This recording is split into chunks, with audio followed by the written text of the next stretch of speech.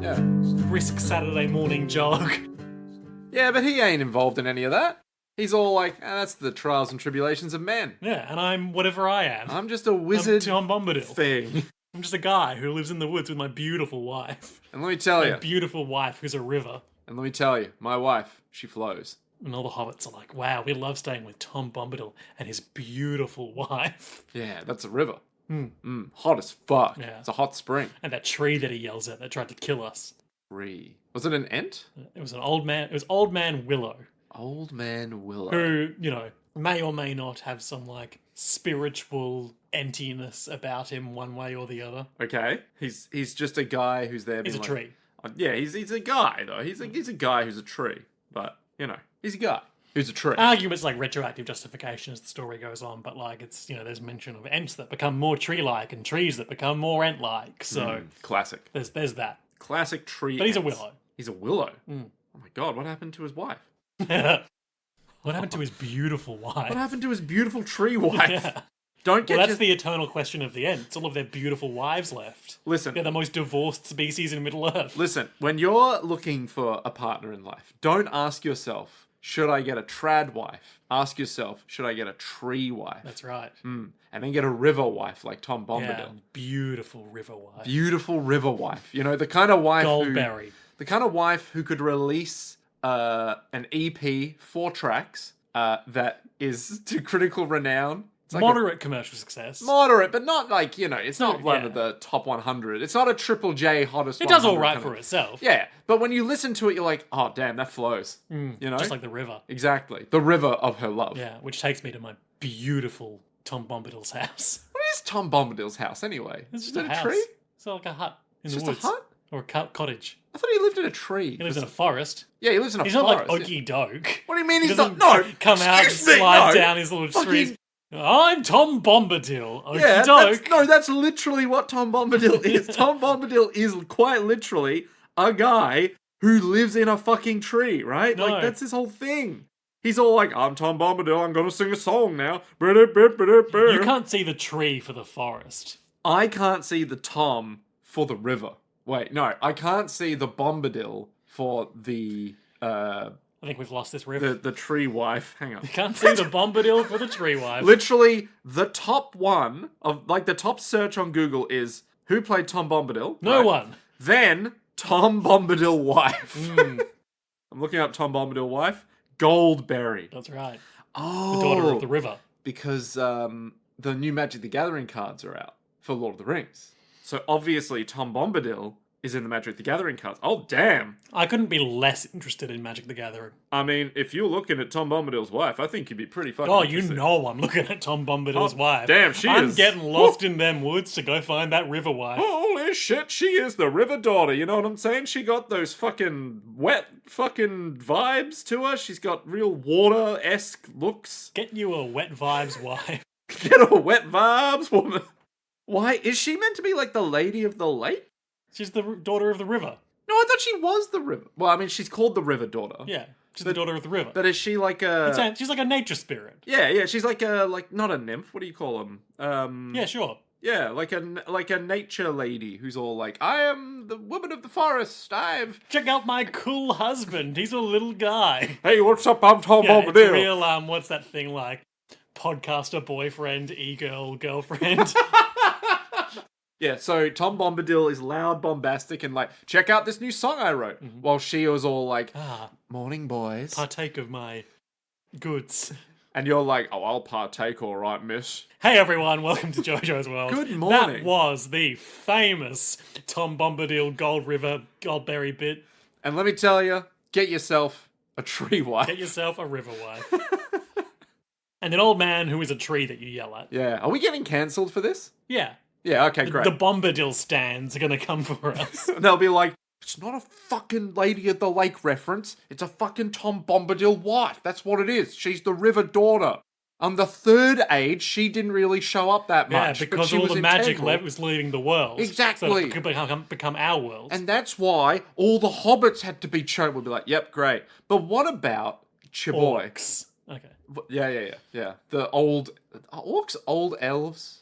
I'm Liam S. Smith, one of your co-hosts. And I'm Nick Valentine, the other one of the co-hosts. This is JoJo's World. It's our JoJo's Bizarre Adventure recap and discussion podcast. As always. And today, we're talking about episodes 7 and 8 of Trigun. Are we not up to like episode 10? Let me double check that. Listen. It's a lot to keep track of, you know? We've got 2 numbers, not 1. It's all like weeks and weeks away. You got to ask yourself, is it really... Episodes 9 and 10 Fucking knew it. of Trigun, I knew it. entitled Murder Machine and Quick Draw. The 2 episodes that you went, oh, okay, I like this. These are good episodes. Yeah. They introduce a character who is good, and we get to know at least his whole surface deal. I'm sure there's potentially some backstories and twists involved, but we kind of have a framework for how this guy is going to keep impeding on things going forward. Yeah, well, we kind of know his core motivation now. Yeah. Around kids. This is the famous Nicholas D. Wolfwood. The one and the same. Yeah. Yeah. He's like the, he's not the anti-Vash, but he's like the Luigi to Vash's Mario. Yeah, he is aligned in terms of like, hey, I want to see... They've got the same fundamental values, Yeah. but they're often at odds in how cross they implement. purposes Yeah. for like, for instance, in the second one of these episodes, they both want to sleep with the same MILF. So, am I wrong? How they go about that involves either murdering some townsfolk or leaving They're tricking everyone each other unharmed. and undercutting each other, but ultimately working towards the same purpose, Of course, which is saving this woman's restaurant. Yep. So, okay, yeah, let's yeah. dive on into the quick overarching overview of these 2 episodes so that we can talk about it in more specific terms. So, Murder Machine. Murder Machine. They are on the bus that everyone got onto after the big desert steamer crashed in the previous episodes, busing towards the next town. And they encounter, or rather, Vash spots in the distant desert. Oh, man. Yeah, dying of thirst. Nicholas Wolfwood. They rescue him. They bring him aboard the bus, and then robots emerge from the desert and start attacking them all. So they flee away, realizing they've left a little girl behind. So Wolfwood and Vash go back to save her, Valiantly. fight robots, and shut down like an ancient supercomputer. Yep. From some kind of ancient alien ship? Yeah, we'll get to that. Question mark? And then in the second one, they've arrived in the next town, and they some time seems to have passed where they've been living there for a while. And Vash is sort of, trying to get in with this MILF. well, no, or Vash is something. spending his time being beaten up by the local kids. That's true. That is true. Nicholas Wolfwood is trying to get in with this local MILF. And so he enters Vash into a quick draw trick shooting contest. Vash also does the same to him behind his back. And because it's got a $50,000 double prize. which they'll give to her to pay off the debt collectors that are after her. But of course, it all goes awry. Because The mayor. I was going to say the villain of the town, which is functionally what he is. Yep. All hierarchies are evil. Realizes that Vash is Vash and wants to, get the bounty, so he conspires to make Vash and Wolfwood duel each other in the finals. But then they survive and win and save the woman, and life goes on. And tragically, that beautiful woman's husband returns, so neither of them can score. Alas. If only Vash could get some. You know what I'm It saying? would really change him I think he'd probably smile a bit more. authentically. Yeah. But did you have any pre-roll rigmarole bullshit you wanted to subject me to before we got into it? Boy, do I. So, Liam, I got 2 questions for you. Number 1. Do you know where the cat was? Oh, fuck. So, in the first one, Wolfwood is going through his pack and he pulls out the cat Yep. and he chucks it away. Effortlessly, you have remembered exactly where the cat is. And then in the second one, it's like in the very last shot of the episode. No, not quite. Do you remember where else the cat is in the episode? It was. Yeah, it was right at the end. They were just hanging out and it was there. Oh, Liam. I'm going to show you this photo. You're going to be like, oh, come on. But do you remember this guy? This little guy? Yeah, This it was the big cat. Yeah, that's not the end of the episode. That's mid-episode. So when they're all getting drunk, the cat's on the roof. Oh, yeah. Yeah. And he's got his big night eyes. And what was at the end? Same cat. He's napping on the windowsill. Yeah. Yeah. That's what I was thinking of. Ah, but see, this is not the cat I was thinking about. Okay. See, you've fallen for the classic blunder of assuming there's one cat per episode. But we're in deep cat territory now. We're in multi-Kuroneko. But I still gave you a valid answer, even if I was vague about it. I mean, valid, sure. Correct? I don't know about that. I don't like this game. I think it's rigged. This is like if you were on Who Wants to Be a Millionaire, and they're like, what is... No, it's the 30 Rock homonyms Oh, yeah. game. Homophones. Yeah. No, it's the other one. Now, are you... Is it night? Okay, night. Night. It's not night. It's night. Well, you've got to define it. Oh. Man of Valor. No, the other one. Oh, god damn it! It's a good always bit. that. It's a good It's bit. always that. Yeah, anyway. That's all. That's it. Our patrons continue to deliver us great content.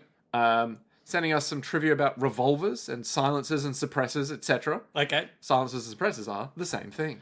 I know. Well, shit. All I right. don't think I really need to know much about the mechanics of guns, to be honest. It's not a part of my life. Yeah. We live in Australia where there are no guns. That's some. Not many. Yeah. I mean, there's like, I've seen in Australia one gun store, and that gun store is always empty. Like, always empty. Except for that. Tantalizing bounty attached to a cop's hip. It becomes all the more rare to see a gun on a police officer these days, because I think a lot of them just have tasers Yeah, now. that's true. But the taser looks like a gun. Yeah, it does. And it does the same thing, which is kill an old lady. It makes you want to just reach out and do something. We can't do that. It's a joke from another No, podcast. no, no, but like you want to take it and then just, you know, use it like a surfboard, like, you know, like on the ground where you're like, you chuck, like, you know, when you would like huck down some stuff and then you get like a board and then you'd ride on the stuff that you throw on the ground. What the fuck are you talking You know, about? it's like you got a bunch of marbles and you or like steel ball bearings that you put on the ground and then you get a big Steel plank of Ball wood. Run, coming soon. Oh, I can't wait. Yeah, and then you put like a big plank on them and then the marbles take you away and you're like, wee. You're creating a rudimentary skateboard? Yeah, but like with marbles and a plank of wood. Look, the hills were not that entertaining most of the time. Why didn't you just get a skateboard? I can't afford a fucking skateboard. That shit's like $30. I haven't got $30. You think I got $30? Get the fuck out of here. Anyway, Trigun. Trigun. Murder Murder Machine. Machine. The first of 2 episodes that we're watching. Yeah. What'd you think of these 2 eps? Good, What good, did you- good stuff, good stuff. I like the new character they've introduced, Nicholas D Wolfwood. Mm-hmm. His whole deal is that he is ostensibly a priest.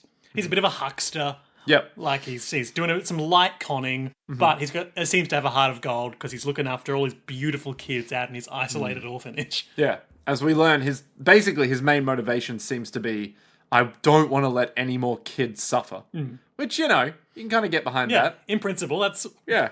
good for everyone. Now, every kid? Question mark? Yeah, what about evil kids? Or what if the kids Yeah. have bad vibes? Yeah. What if the kids have a MILF that has And you expressly see- told you not to mess with the MILF? Wolfwood is gonna learn that Vash was a kid who suffered by being put in a big space plant, and he's like, wow. And you still have a child's mind because you're an idiot, so I have to save Right. you. Okay. Well, okay, save that for later. So, we open. We do open on a bus. We open on a bus. Millie is so thankful to Vash for paying their bus fare because they couldn't afford it. Yeah. Basically, it was like, we're really grateful for paying the bus fare, and then it flashes back to her being like, please, you have to let us come on the bus, otherwise we won't have jobs anymore. We need those jobs in order to help our jobs, please. I'll probably clip this, but she's like, I'll hate you. I'll haunt you all the way to your grandchildren. If we don't come with you, we can't do our job. I'll hate you. I'll haunt you and your children and your children's children too.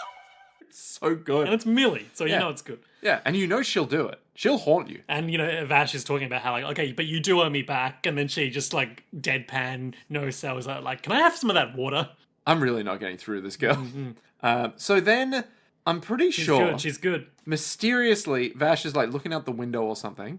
Mysteriously looking out the window. Yeah. Oh no, Meryl beats Vash Yeah. up a bit. Some comedy violence. She punches him in the head and he gets a big whoop. Yeah, and it's all like, why are you always so annoying? All these He's not people. really doing anything wrong. No, but And she's just kicking the crap so, out of him. She's so fed up with him at this point. And he sees the glint of metal in the distance. Yeah, and everyone looks out from the bus because the sand steamer, obviously, they had to get another way to get to where they're And going. They've got a tiny yellow bus. Yeah, and they're on their way to May City, so they're on this tiny bus, and everyone's like, "Oh, Why it's is it such a called journey." May City? MEI, May. Yeah, but Like the month. there is a theme here Yeah, the month. because Yeah. they're all months or month adjacent so far. Yeah, like July, which was lost, obviously. Yeah. December. December, which was a reference to this episode. May. Which is where 300 Isles out of it, Nicholas D. Wolfwood has his orphanage. Yep. In April, in which is April. basically April. Yep. I think that's That's pretty much it. pretty much it so far. Yeah, I can't The remember. filler the ones others. don't count. Not filler, but you know what I mean. Yeah, I think there was a town called Tatooine. That doesn't count. That doesn't count at all. Yeah, what are they playing at there, huh? What, Tatooine. Oh, fuck, pay attention, Nick. So they spot as. Okay, you're just brushing past that. Oh yeah, absolutely. I can't be bothered. So Okay, well, fine. Like, for the listeners, if nothing else. I actually forgot what we were talking about. Month Was it- cities. Oh, months. Yeah, true. Yeah, months. What do you think they're playing at there? I don't know. Probably just names that. It's kind of like every anime has the themes of stuff. Where it's like, Christ almighty. that's it. It's probably just chose a random theme and was like, that's the names of them. Okay. It's like it's a typical like anime trope. You know, there's nothing deeper. Sometimes it could just be a month that he's like, what's a good name? I'll do like months. Why not? Yeah. All right. This Thanks, is my Nick. this is my hot take on. There's no themes here. Yeah. Why? What do you think's happening with? The I don't names? know. I haven't seen enough. Yeah. But I'm just wondering if there is like a... Oh, I doubt it. Okay. Yeah. Names can be names without deeper meaning. But there is a pattern. Oh no, here we go. There's always It's a pattern. inarguably a pattern. Yeah, a pattern of months. Yeah. Yeah. To what end? Well, because they're all just convenient And names. why are some of them slightly different? Well, probably because they're anime exclusive. No, like, That'd I be mean, my like, take. in April, it was not quite April. Oh, In July, it's just July. maybe he started off, or maybe they decided, hey, we're gonna have all months, and then at one point it's like, how do you spell April in English? Is it with an N? Yeah, it's probably with an N, and then they just used in April instead of April. That'd be my hot take. Or maybe they ran out of months. I mean, first of all, that's not what a hot take is. Second damn of all, dumb. They go and find this guy. He looks like One heck of a well-prepared. he's dead guy. dressed like Spike Spiegel in terms of the cut of his suit and shirt. Yep. But he's got no tie. He's got little cross cufflinks on his sleeveys. And he is really Blue Ranger coded to Vash's Red Ranger. He He's got a is darker color scheme, unshaven scruff, Yep. down hair to Vash's up hair. He's seemingly a lot more like he seems equally as upbeat as Vash, but he has more purpose behind the upbeatness than just Yeah, being he's like, a fully actualized adult, unlike Vash. yeah, and he's got like good opinions as opposed to Vash's like random Assortment of impulses. yeah. And they do this, but he's also like got his own character foibles as well. Like they do this thing a few times this episode where he's talking with someone, usually Vash, and like he listens to like the structure of what they're saying, and it's like, oh yeah, but doesn't really respond to the substance. So like later on is like Vash is like, oh, I'm still wounded from when the leader of the bad lads shot me in the gut. And he's like, oh yeah, so you got shot by Brilliant Dynamite's Neon. Yeah, cool. Anyway, let's go to the And it's like, are you even paying attention? Yeah. And he's always pulling out his confessional. Always. At every opportunity. Yeah, well, we'll get to that. Yeah. So they bring him back onto the ship. They give him the rest of Vash's water, and he is put out by it. The insurance girls are just happy that he's alive. And they reveal that, hey, this guy, he's Vash the Stampede. But Vash does a bit where he's introducing himself. Yeah, I forgot about this. Oh, he's also got this huge cross, like covered in belts and tarps. It's completely covered, so that we have no idea what it is yet. He's like, it's the tools of my trade. I'm a priest, you see. And Wink. I feel like there is a like Western archetype of the like unconventional priest. Like maybe they're an alcoholic, or maybe they are, a complete freak like this guy. Yeah. But Complete often, freak. ultimately, like the way they engage, their character works is they, they engage with their faith in unorthodox ways, but still do like the okay job. the intent of helping people. Yeah, like Father would underpin Ted. it. No, we damn don't it. talk about Father Ted anymore. Yeah, I can see that. Yeah, he's like stereotypical priest, He's kind of but it's lower key than I would expect from an anime, but he is kind of low key like a Lothario as well. a Lothario? He's flirting with the girls. Oh, yeah. He is absolutely all about getting some. So he's like, I'm a soldier of love, saving the lambs who have strayed. You're the ones who spotted me, aren't you, and saved my life. And he's talking to the insurance girls. He's obviously like, you beautiful Oh no, women." it was that guy. And then we cut to a wide shot where Vash is like Desperately trying to on get all him. fours, like trying to lick the last few drops of water from the canteen. You girls are the ones who spotted me, aren't you? You saved my life. Well, actually, the one that spotted you when you were nothing but a tiny little speck on the horizon was that pathetic guy. Oh. Hey, I'm alive because of what you did. How could I ever thank you? Because, he's been taking his water all day. He's got no more water He's left. supping and sipping. He wants it. There's He nothing needs left it. to sip on. And And then- that transitions into Vash introducing himself. I'm not even going to try and say this. I'm just going to drop the clip in. I am known as Valentinez Alcalinella Zihak Shushira Boherets. Gambigo Bella, Blue Stradivari, Talentrent Pierre, Andre Chartenhemos, Riccardo Vinci, Baldos George, Deutzel Kaiser III. Don't hesitate to call.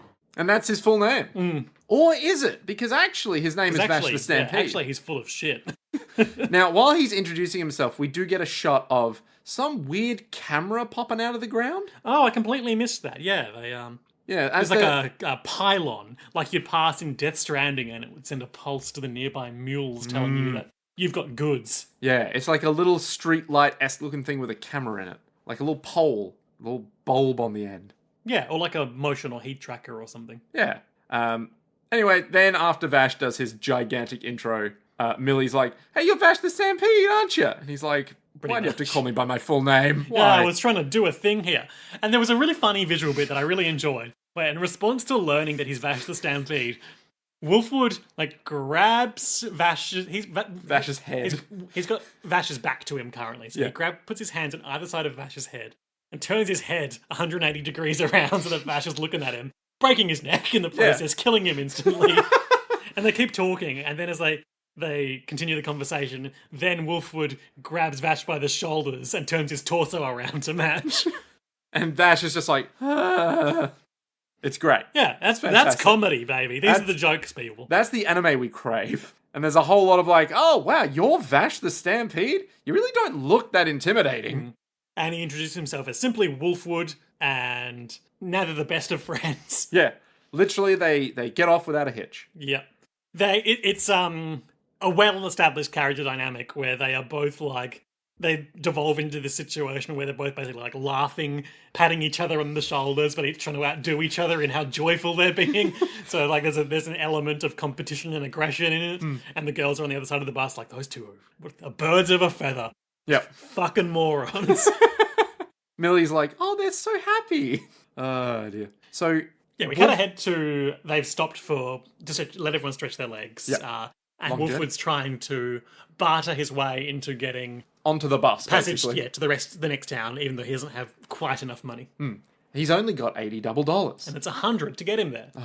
Doesn't matter how many times you count it, it's still only $80 double dollars. It's not getting you on here. And so then Wolfwood, with absolutely no hassling whatsoever, is basically like, "Please." And the bus driver's like, "Fine, I'll do it for 80. I guess you were gonna die. So then in thanks, I guess he keeps it in his big cross, but he just whips it out. Yeah. A tiny church. that Like he- a little cardboard box. church. Yeah. Puts it on the driver's head. It's like, "I'll do a confession for you." And not to continue the trend of this podcast evolving into ranged touch light. But I have been reading Book of the New Sun recently Yep. on their recommendations, Yeah. which this episode really reminded me of, both in terms of the Ancient lost technology. ancient lost technology, but also like far future evolution or reinterpretation of religion, where this guy's like, "Yeah, we can do confession. You see, back in the old days, they used to get you to go inside the church for this, but now I can just put the church around your head and that'll do. Isn't My this little great? traveling church." So convenient. Yeah. Man, I gotta read those books. They're crazy. I imagine so. How old are they now? They're from like the 70s, I think. See, all the craziest sci-fi was happening in the 70s because none of it... Like, it hadn't fallen into the established patterns Yeah. of, Star Wars or Star Trek or whatever. But also, people also didn't know how anything worked yet. Like, we didn't have... That's true, and we talked about this in Legend of Galactic Heroes. Like, I really Yeah. like seeing long since obsoleted projections of the far future. Yeah. Where sometimes they get it right, and other times you don't care that they got it wrong because you're like, "That's fucking crazy." Like Yang Wen Lee's like, hail a taxi credit card. Yeah. It's stuff like that that makes you go, I like that. What? Yeah. Yeah. Oh, so good. So good. So anyway, he's doing this confessional. Yeah. And the guy immediately, the bus driver immediately is like, No thanks. I do not want that. Why? Yeah, are what you does he say? doing I'm this? going to get the quote. It's a confessional, you know? Those little rooms they had in churches at home. This is the portable version. It's on the house. Go ahead, don't be shy. And the guy takes the box off his head and... Immediately. yeah. And then we cut ahead, a short amount of time, 5-10 minutes maybe, and Vash and Wolfwood are both just sitting in the shade beneath the bus, and he's expositing that his church is an orphanage and that the people there take in kids with no family and make a little community, and Wolfwood has had to leave that to go and get Yep. money and resources for them.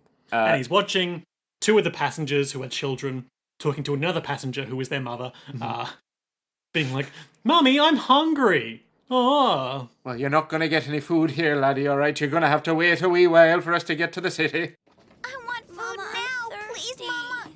Are you guys hungry? Uh-huh. I see. Well, I have these. They're little, but they taste pretty good. Okay, well, this is yours, and this one is yours, and then this one, is mine. Sorry it's not much, but you think it'll be enough for now? and he goes over and proffers them two like pre-packaged meal wafers, Yeah. like military MRE Yeah. things. Tiny little meal Or maybe blocks. maybe it's like a sci-fi thing with like there's the whole nutrients of a meal in this tiny wafer. Oh, the 40, Lambus bread. yeah, the 40k fucking Space Marine block of food. Oh, I don't know. That's like, it'll sustain them for a week. It would literally kill a normal human. That's how nutritious it is. What okay. am I thinking of? Like those things they give people in the military that are like just like a block of like Like the rations. Yeah, that are- nutrient yeah, ration. Yeah.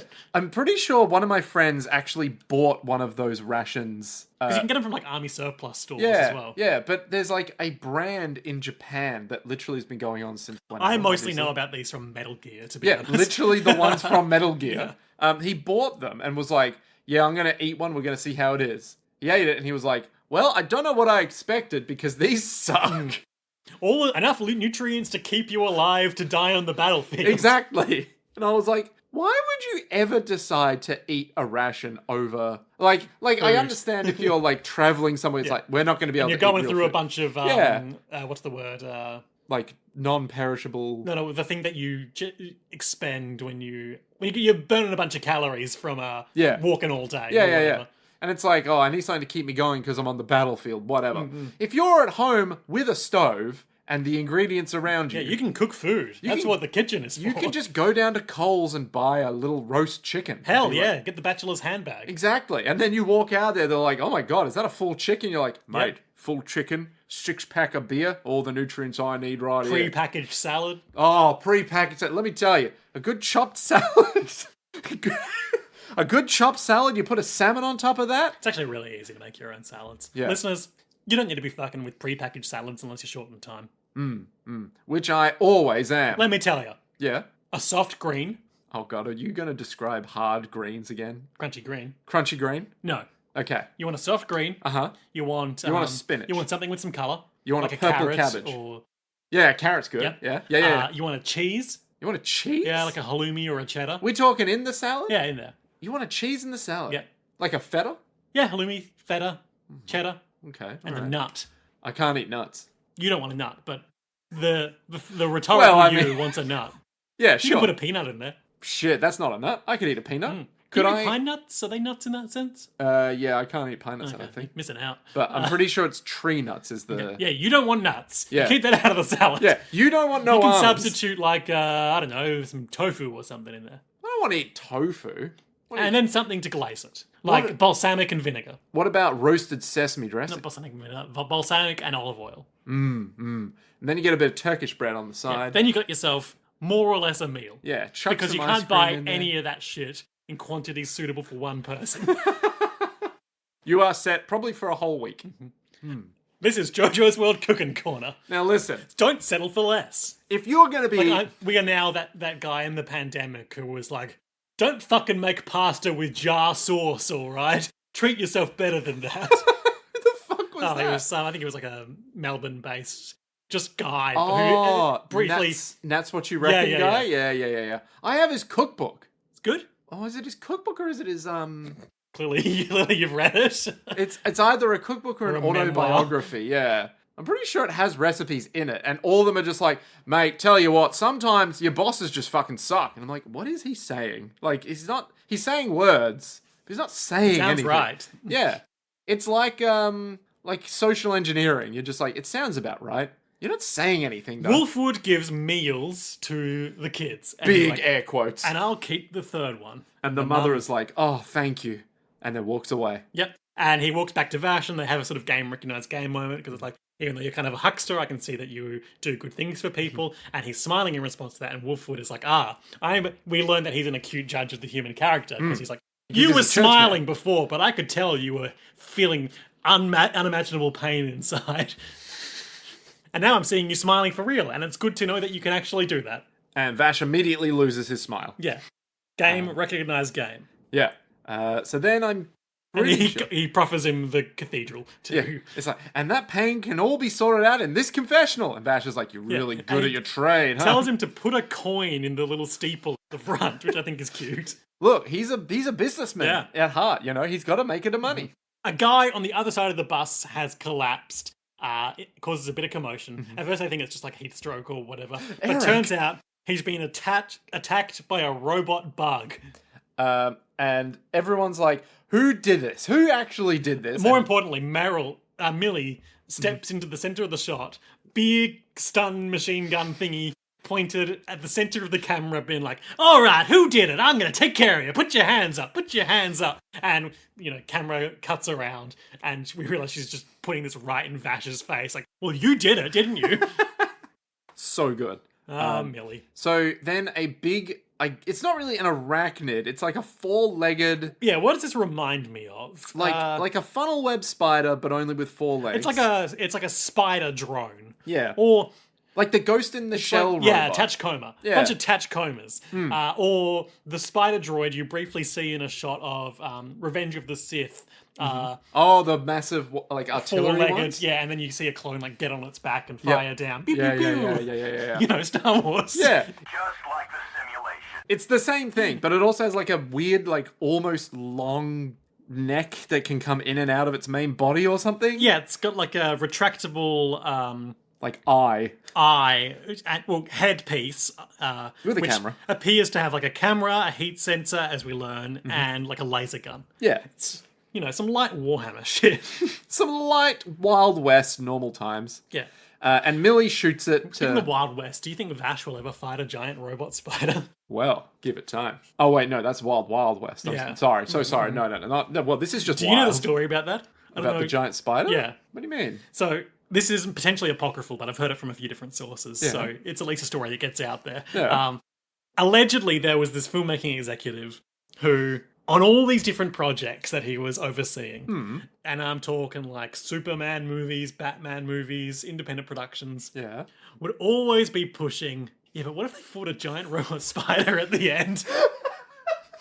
And eventually, he got it into Wild Wild West. But, And the rest is history. why was he always pushing for this? He was just obsessed with the concept of having that as the climax of a movie. So, do you reckon he was, in high school one day, he was like, why hasn't anyone you've tried completely this? gone off the reservation But immediately. from a young age, for some reason, he's Ever just since been I was a obsessed. boy, I always wanted to see a giant robot spider. Yeah, and he could never let it go. He was just like, yeah, but guys, I mean, look, we're all adults here, What if they fought a giant spider? At least, I don't know how, again, this is getting even more apocryphal, potentially, but at least one telling of it that I heard, this is real, modern mythology shit. It's folklore now. But at least one telling of it I heard put forth that he owned the either likeness or physical prop for the giant robot spider, and so just really wanted to get his money worth. Right. As in, he patented... Or actually physically had, the set pieces and things. Okay. The puppet. Interesting. So he couldn't get it in a film, but he had already made it. Or bought it. Or bought it, and he was like, I want this in a film so I Allegedly. can make more money off of it because then it will be mine. And I'm sure we could fact check any of this and reveal the inaccuracies, but We don't have time for that. we want to live in a world where the craziest version of it is true. Exactly. So, Millie shoots the drone with her gun, and it goes flying. and everyone's like, yay, we did it. It's Millie, the hero of the bus. Yay. Millie. Millie. And everyone, Millie. this isn't happening. And then- but it should. And then, probably, I want to say, like, 10 of the same drones pop out of the sand on the horizon. And everyone's like, oh, let's get the hell out of here. Why do things always happen like this around you, Vash the Stampede? I know, it's a bit of a drag, isn't it? And then they're driving away, and it's like, the bus driver is like, this is all because I went out of my usual route to save that fucking priest. Stupid dead people, I should have Cheapskate. left them dead. Yeah. Then they speculate about this being, ancient technology that they don't understand anymore because of societal collapse. Yep. Why doesn't anything nice ever follow you? I know, it's a real drag, isn't it? What the hell are those ugly things? Hunks of lost technology? Damn! It's all because I changed my route to save that stupid cheap priest. I'm too nice. I should have charged him full price. Now. How can they still be operational? Their expiration date was a long time ago. And again, this is Book of the New Sun. This is Warhammer 40k. Yep. What else is this? Stargate? Does that happen in Stargate? No, Stargate. Because the Stargate is that? No, Stargate is more like the pyramids have it's like the ancient aliens theory of there were ancient aliens, that's why the pyramids are the pyramids. Actually, but it's not they've lost technology, it's that but these guys have been using like tools of oppression, but they're not warfare tools, they're just like intimidation. So they're not good technology. Because, you got your Goa'uld, who are obviously the... Okay, I don't think we need to do this. You got your Christopher Judge. It's good that you mentioned Ancient Aliens, though, because I was going to bring this up when it happened later in the episode, but they end up in this big underground spaceship later on. Yeah. And interesting dub-subbed version in that the... that's right. The dub titles were like... It must be some kind of big alien ship. Whereas the subtitles were all... It must be some old ship. Yeah, and that is an important distinction. And, time will tell which one is more accurate. But I hadn't had the impression of this show so far, that there were aliens, necessarily. And, big galaxy, anything could happen. Yeah. But I don't have the impression of this as, like, a Mass Effect, Star Trek style High space-faring sci-fi. civilization where different alien races commingle. Yeah, you or, just or thought... have ancient alien ruins and things like that. Yeah, you're just like, I'm here for the Wild West. I'm here for the people. I'm here for... We used to have a big, cool space civilization, and now we've lost a lot of that knowledge because... You are just like, the world crumbled and now we're stuck. And now we're making do. We've regressed to the perfect society, the Western. Yeah, it's chaos out there, but man, what chaos it is. And again, that is Book of the New Sun, where they used to have a spacefaring civilization. Yep. And they regress to medieval society. Far inferior. No revolvers. No revolvers. Yeah. He does get a cool laser gun at the end, though. Does he realize that it is a laser gun? Yeah. Does he know how to use it? Okay, this is going down the rabbit hole. This is after the end of his journey. He's doing some epilogue shit. Mm-hmm. He gets a laser gun. He finds it in a drawer of his new castle or whatever. As you do. And he goes to test it out in the fireplace. And he's like, I pushed the lever at the base of the At the shaft. the base of the barrel all the way forward. I assumed this would set it on the lowest setting. And then he fires it into the fireplace, and he just abstractly describes like the huge sound of thunder it makes. So like, I think the implication is like he set it to max and like blew up half the building. Oh god, amazing! Man, I gotta read these books. Crazy. If only I could read. Anyway, I've been rereading yeah, Raymond E. Feith's Magician, the Based first on- book of the Rift War series. yeah, based on his D&D character, Apparently, from what I remember. Pug. Yeah. Yeah, Pug. Not a good name for a Pug. human. Yeah, but his name's Pug. Yeah. I'm gonna pug I you. read these when I was in high school. I'm not very far into my reread, but what I really wanted to reread it to see is, having since learnt things about D&D that I was since ignorant of, how like blatant that all is. Yeah. Pretty blatant so far. Oh, okay, great. Like one of the inciting incidents of his youthful development is pretty much having a random encounter with some trolls. Yeah, okay, all right. And then it snowballs, I assume, from there. Yeah, and then He becomes the hero magician, I assume. interdimensional invaders start attacking from From riffs? From riffs, and from what I am having trouble figuring out if this is meant to be like a Japan-coded society or not. Huh. Because it talks about how they don't have... I mean, I haven't gotten this far into my reread yet, but I know Yeah. it's down the line. Yeah. They don't have much in the way of metal in their society. So what they do have is very carefully guarded and valuable. And Right. they use a lot of like brightly coloured armour in like reds and greens and things. I'm sure it's just like, what seems foreign to me and fantastical? Not having metal. Stay tuned for more from me Magician watch. next time, or maybe never, about whether or not the Surani are Japanese. Oh. Sarani has a sort It of... sounds like tsunami. Yeah, it sounds like Like they're a tsunami. sort of great wave that will crest across our world from their own. Huh, that's a weirdly anti, like... A sort of divine wind. Yeah. Yeah, it's like he didn't want Japan to come into the rifts into galactic Look, I don't know. I dimension stuff. could don't know. I could be clutching at straws here. Yeah. But any reading is valid. But not necessarily. Time will tell if this is valid or not. Yeah, okay, alright.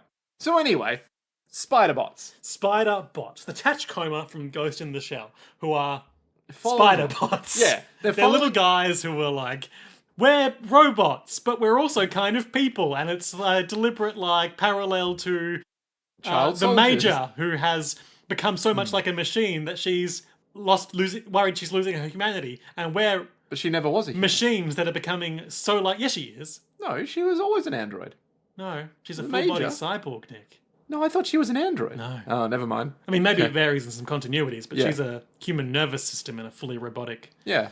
I thought she Body. was just an AI that just... Nah, mate. Oh, okay. The Tachkomas are just AIs. Yeah, because they're just children. You know? But they're achieving human-like... Yeah. It's all connected. Listen, it's all gonna come back to the Tim Robinson multiverse. That's right. Have you seen Friendship yet? No, I haven't, but I have watched the extended scene with Connor O'Malley. That's a good scene. Oh, it's so good. You're a real piece of shit, you know? They're a real piece We of don't shit. need to- we don't need Oh, to but you're a good reenact guy. it. Yeah.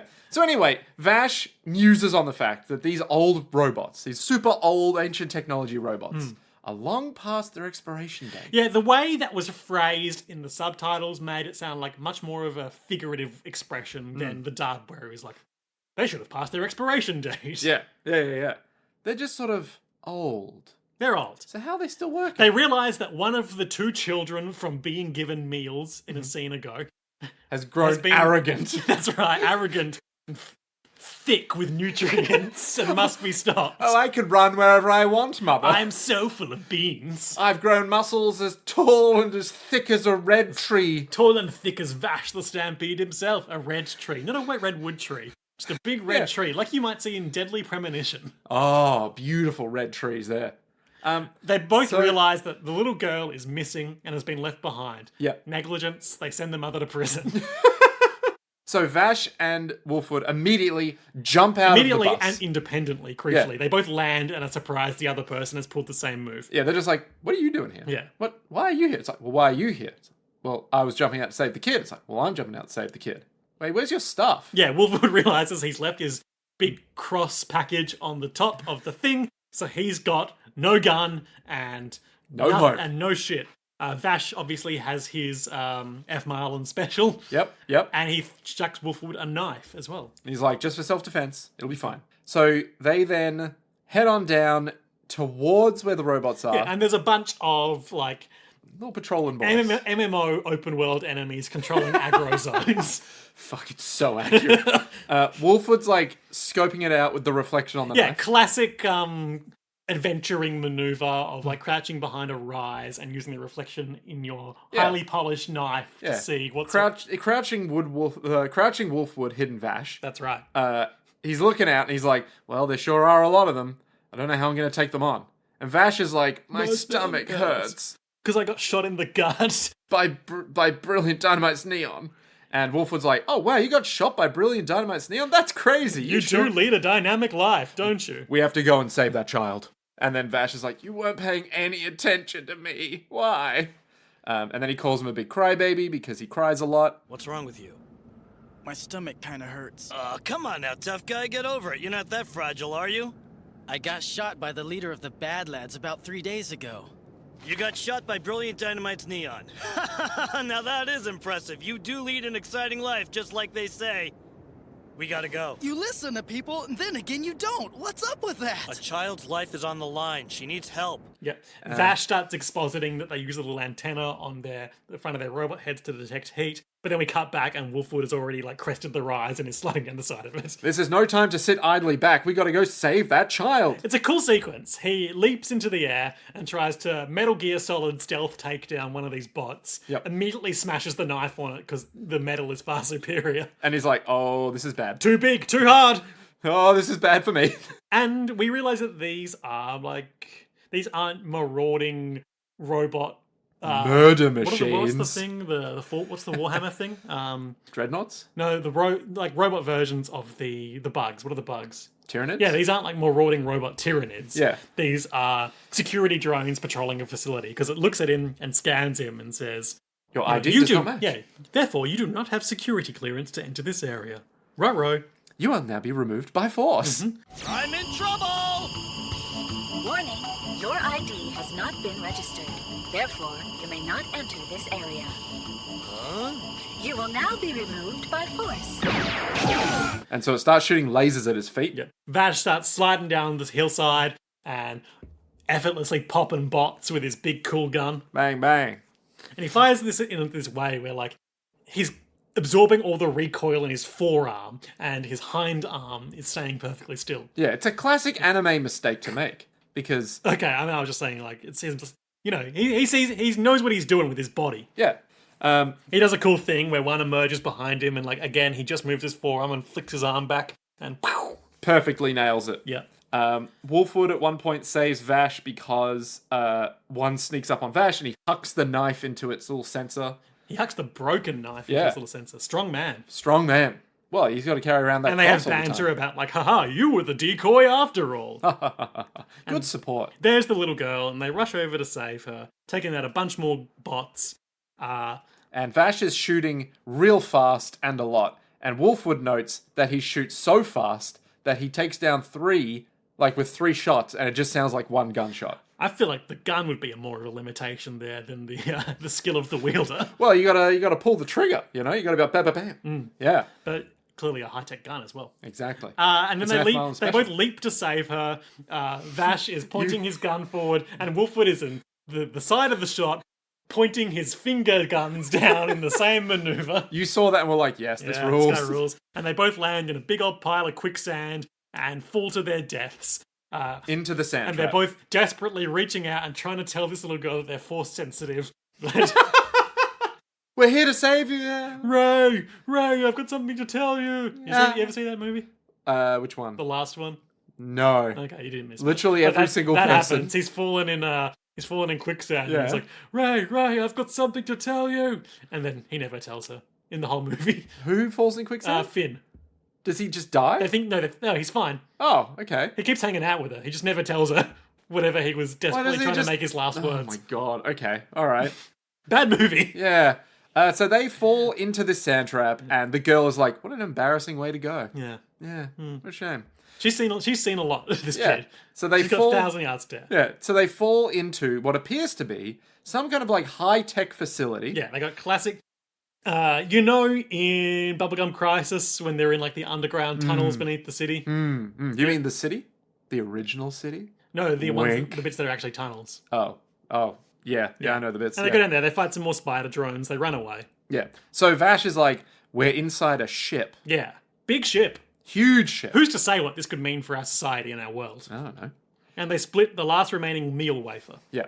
And In kind of a 60-40 sense. Yeah, Vash gets maybe 20% of it, and he's like, "You were very generous with the children, but not so much me." And he goes, "Well, I mean, I could just take the whole thing for myself." And he's like, "I'm so grateful. And I'm he's so like- humbled." Gripping his hand forcefully to prevent him from taking it away. Yep, it's great. It's good gear. So then they do a weird bunch of analogous, The rest of the sequence is basically communicated in gambling metaphors that we don't really need to get into. they're just like, "Let's go find a casino." They're just having fun with it. Yeah. Vash is still shooting his gun into their boys, and then they come to this big, beautiful cloning facility. Cloning facility, you say? Well, I mean, in the sense of there's a bunch of robots down there, and it looks like... I feel like you've just accidentally revealed something. Well, I can tell you right now, I don't know what this place is. I mean, and to me, it looks like a power plant or something. Like there's a big computer in the center, bunch of like glass tubes throughout the rest of it that don't look unlike the big valves? plant light bulbs. Oh, yeah, I can see that. Yeah, okay. So it's like big power plant. They got big vacuum tube light bulb things. And there's a like, conveyor belt pumping out more and more of these drones. Cloning facility. Sure, a robot cloning Yeah, facility. a murder machine. If only there was a cloning facility. word for a facility that built robots. Yeah, murder machine cloning facility. So, Wolfwood's like, all right, well, what are we going to do now? And Vash is like, take my gun. Take my special gun. And you're going to cover me. And Wolfwood's like, but I've never shot a gun before. Liar! Liar! You took such offense to that. So Vash is like, all right, just cover me. I'm jumping down and I'm going to do some stuff. So then he jumps down. And he does some stuff. And Wolfwood shoots out a bunch of robots. Yeah, he's effortlessly shooting them, immediately giving lie to the fact he's never fired a gun And before. Vash is like, I knew he was no ordinary game priest. recognized game. Yep. The sequence is pretty quick until... Yeah, this is a cool and quick sequence, and I don't think we're really going to be able to recount it in words in a way that captures the energy of it. It's a good vibe. Eventually, his barrel runs dry, and they are both confronted, Wolfwood on the upper catwalk, and Vash down below, by a single bot in front of each of them. Yeah. And it's looming in front of them. I thought what was going to happen here, potentially unseen by Wolfwood, was that they would scan Vash and be like, you have clearance here, standing down. But that's not what happens. Not at all. So basically, Wolfwood is like, fuck, I'm going to die. Holy shit. He closes his eyes, ready for death, because God will take him. And as we know, he's a man of God. Yeah. And then we just I am struggling to decide whether or not I think he is sincerely religious or not. Oh, that's an interesting. Okay. It's almost like that's intentional. Yeah. You know that he has a confessional. Oh, that's true. So he did build a little church that he carries around on his now, back. have you ever met someone that went to church? No. Sorry, that worked for church. No. That didn't have a confessional at all times. Can't say I have. Well, there you go. He's a man of the cloth. So He's a man of the clock. So we hear some shenanigans happen. Yeah. And Wolfwood opens his eyes, and the head of the bot in front of him is being blown off. And he looks down below, and Vash is standing in front of a huge smoking wreck that was the bot in front of him. He was unarmed at the time, of course, and the sleeves on the left side of his coat have been rolled up, and his left begloved arm is smoking. What could it mean? Who's to say? I don't know. He's got some sort of robot ghost power. Maybe he has some crazy sci-fi bullshit about him. See, I thought it was Wink. going to be revealed like that he had a robot arm there or some shit. Yeah. But in the next episode, we see him in his pajamas and he's just ungloved, going about his business. Yeah. So he's got normal looking arms most of the time. Yeah. But he can clearly do some crazy shit with them. He can Yeah. do some Kamehameha beams or He something. can do some stuff. Yeah, he's a Dragon Ball. Yes, I guess. I guess it's a Dragon Ball, yeah. What? Beams. Beams. Pew. Exactly. Yeah. Sure. Who's to say? Pew pew. Yeah. The listeners can't see me making the hand motions they do in Dragon Ball right now, but I'm doing he's- flat palm beams. Yeah, key blasts. Pew pew, motherfucker. So anyway, he does Admiral something. Kizaru from One Piece. So you reckon? What do you reckon Kizaru. his arm is like doing there? He's firing a big beam. Big beam. Because he's big laser beam. Because he's the energy child that powers a plant. Okay, interesting. All right, sure. We'll come back to that. Yeah. I'm sure we will. There's nothing more to investigate other than he's got beam powers now. Yep. But why is he smoking? Because he fired a beam. Big beam. Yeah. Massive beam. And there's, Yeah. heat. Yeah, okay, all right. Heat's got to discharge. Exactly. In smoke. So Vash It's just then- science, Nick. Yeah. He walks into the big gamer computer room and turns it off. Yeah, literally, you were saying this place would suck to work in because Because- it's like coloured LED lights everywhere Yeah, flashing. even just on the wall panels. Yeah. Rainbow colours, literal gamer lights like the ones on my very computer I can't turn off. And I was like, gamers would love this room. Yeah, you They would really got love me to with work that. here. If you were a streamer, this would be your office. And he just logs into the Microsoft OS and turns it off. Now, I'm pretty sure one of these said copy punch. Oh no, it says check program. Never mind. Check program. Ugh, alas. But he turns it off and he's like, you can sleep now. And then he walks back out and Wolfwood's like, what the hell happened back there? He says, God must have saved us. And then God does save them. Because Meryl and Millie crack open the ceiling and are like, hey boys! And all the ceiling chunks fell on them, killing them instantly. They're just like, are you down there? It's me, Millie. Hello. And they're both covered in rubble. Yeah. Hooray! The end. They're back on the bus and they're friends now. Yeah. Even though they hate each other. And Wolfwood is like, I'm man, gonna go sleep with Millie. he's like, man, you really are Vash the Stampede, huh? You really found a way out of an impossible situation. How interesting. And then he goes and, Sidles on up to Millie. can I sleep here? And she's like, oh. That's literally the sound she makes. Yeah.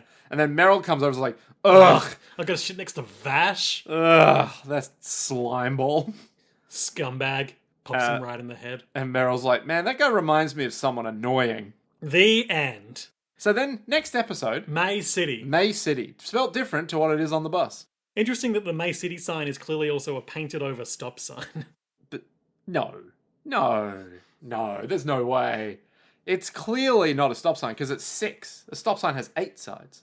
You sound crazy right now. It's like a big red 8-sided sign. Anyway, Oh no, still end of Oh, episode. sorry, yeah. They reach May City and then they say goodbye to Wolfwood and they reveal that the big cross is fucking heavy as shit. but he carries it effortlessly. Yeah.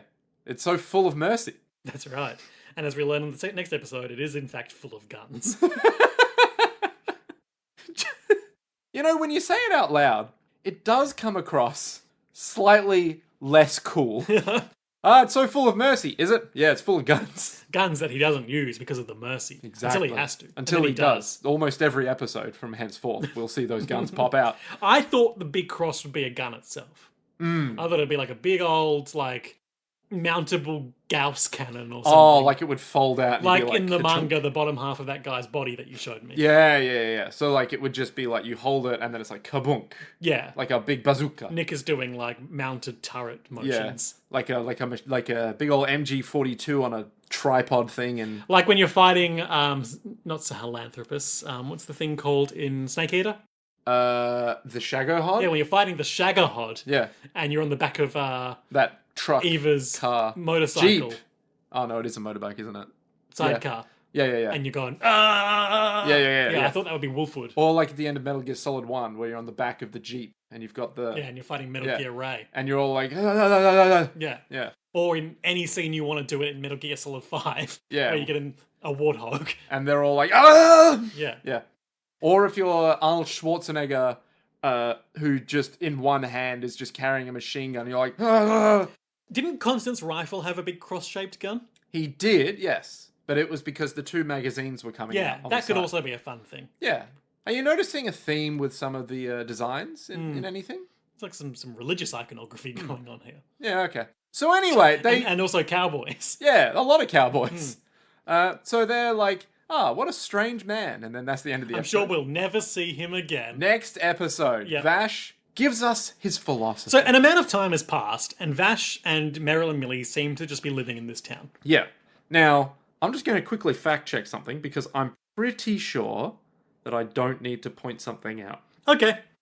I'll just kind of zone out over here while you do that. Da da da da da. I'm Millie. So, fun fact about this opening scene: it's partially from the manga, but it's like a side story. Ah. So in the actual manga, it didn't really happen, but we get a little philosophizing from Vash. But it still happened in the anime, so it's valid. Yeah, and he's Did like, we see his hands in the manga, crucially? I can't remember. Okay. I mean, maybe, but who knows? It's impossible to say. I haven't got the manga here. Yeah, with this is me. your job. Yeah, I haven't got it here. I only own the first Tonkaban. So, yeah, he starts philosophizing. And he talks about, like, you know, there's some light comedy gear in here. Like, Yeah. every morning he meditates on love and peace, but he does it for like 3 seconds until he gets bored. He's your typical anime guy, you know? He's like, I'm just an any man. Life is good. Man. It's just an any man, you know? That's his full name, Any Man. Vash the Stan Any Man peed. Nedward Edward Mann. Like Edward Norman. Yep.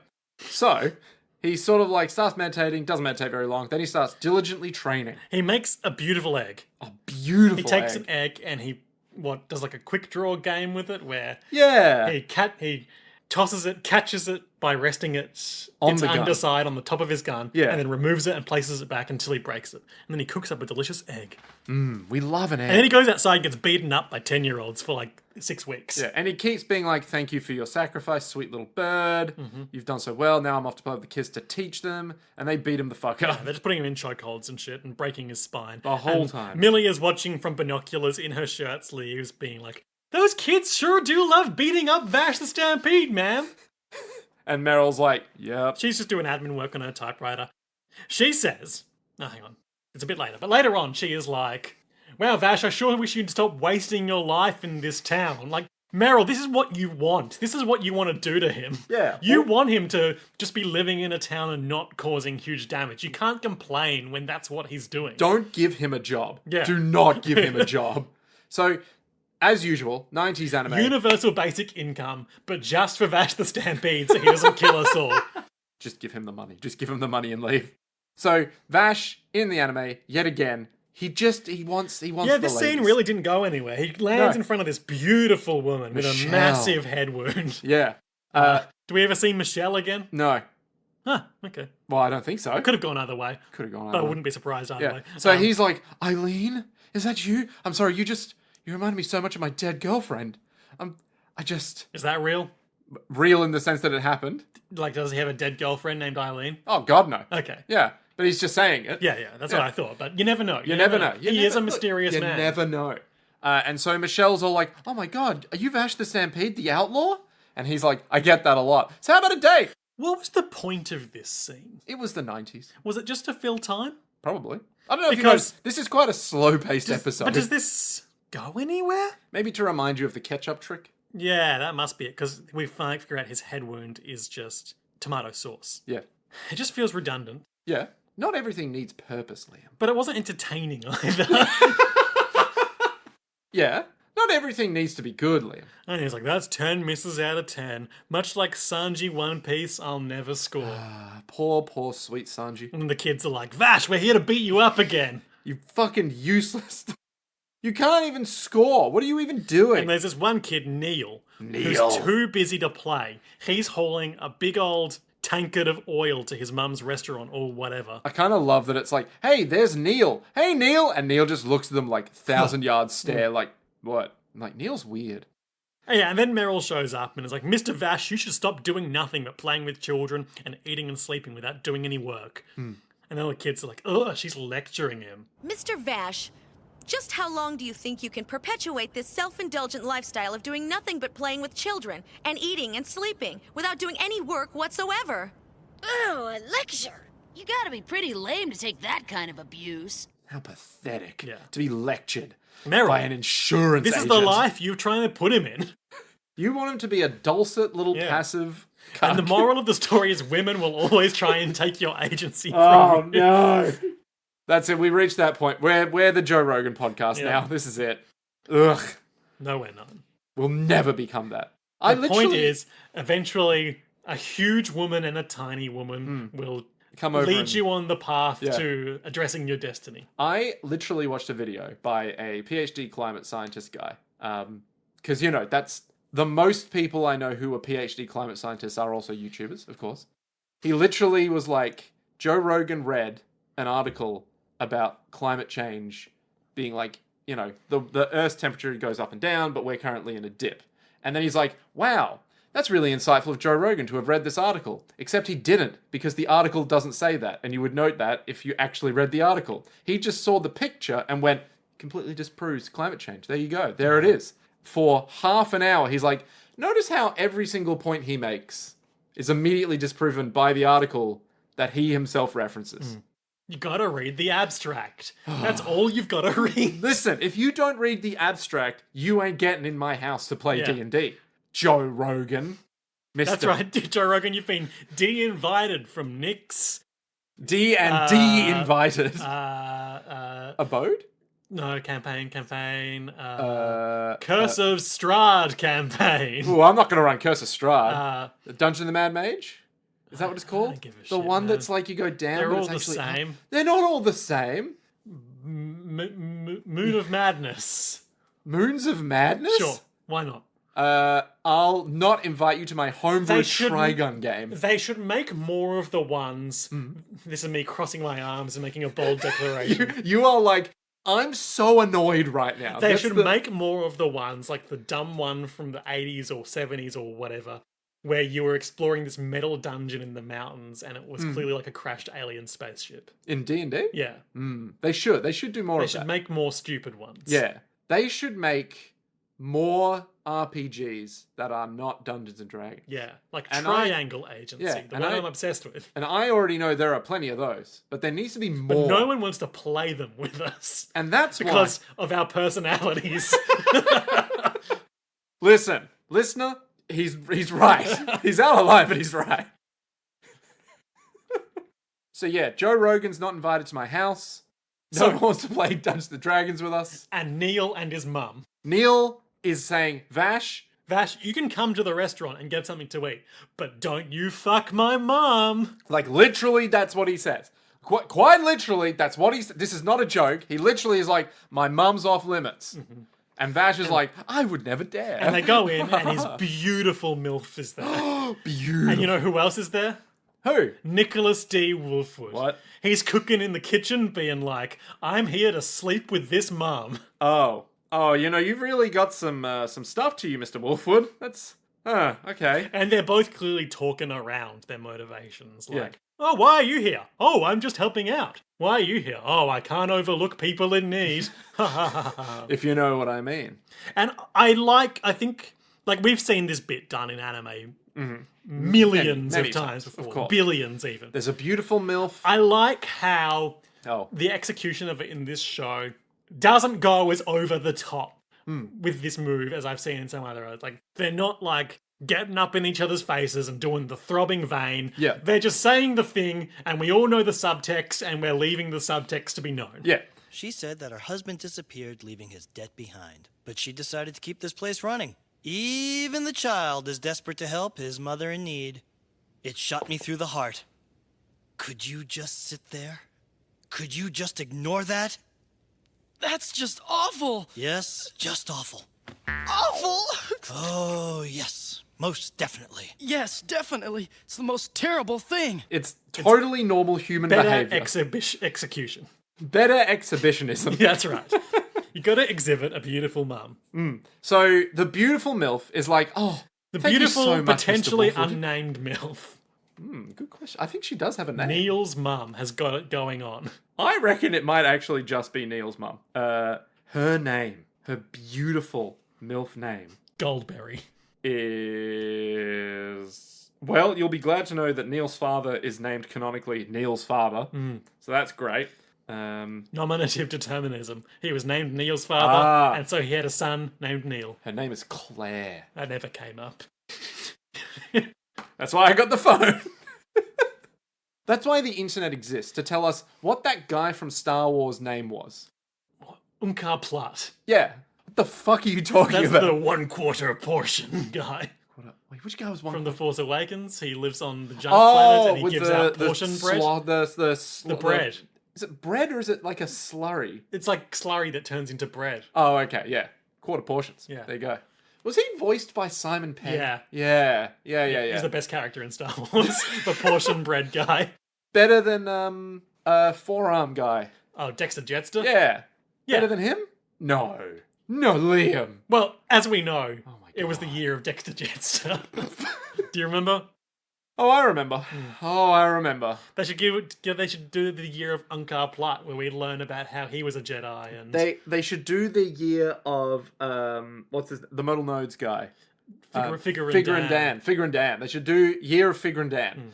The Modal Nodes, we don't care about. The Figure and Dan, Yeah, he's a gone visionary. solo. Yeah. Like There's a reason he's like the in front of the Riverdale band. when they wrote out the rest of the Pussycats but kept Josie around. Okay, interesting. Why? They didn't really have anything to do with them. So they just got rid of them. So, but They they gradually kept- faded into the background over the course of a season, and they just stopped. First, they stopped speaking, and then they just stopped appearing. Yeah, okay, but they kept Josie. Yeah, Why? main character. Okay, all right, sure. So anyway, the reason why Wolfwood is here. Yeah, flashback. He flashbacks as he's telling his story as he wanders into the restaurant with his big cross over his shoulder. Big beautiful He's got a god. huge cross to bear.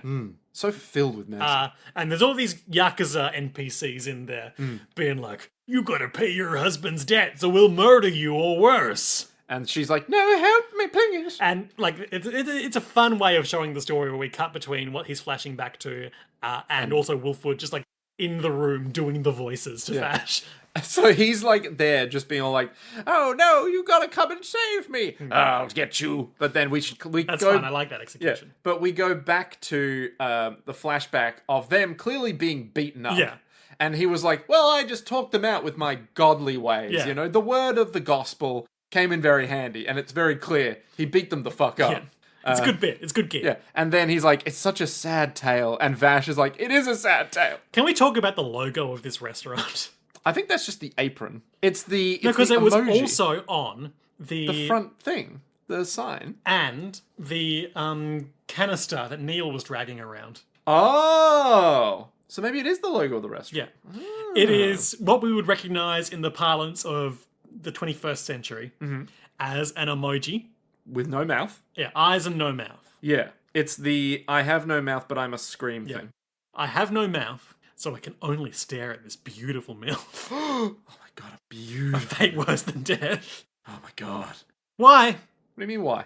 Why is this? What do you mean why? Is it like an egg? Is it Gudetama? No, it's a fun little guy. Okay. He's just got a little fun face. Okay. Liam, sometimes a little fun face can have no mouth and still be a fun little guy. And Vash is hearing the story and he's like, that's so sad. And he's brushing at his eyes with a handkerchief. And once again, the subtext is, we're both here to sleep with this woman. Yeah. So Wolfwood is like, but listen, I've got a plan. I signed you up to a death contest. So he slaps down on the bench that Vash is sitting at right now the flyer for the great event of May City, the third Yep. quick 3ND.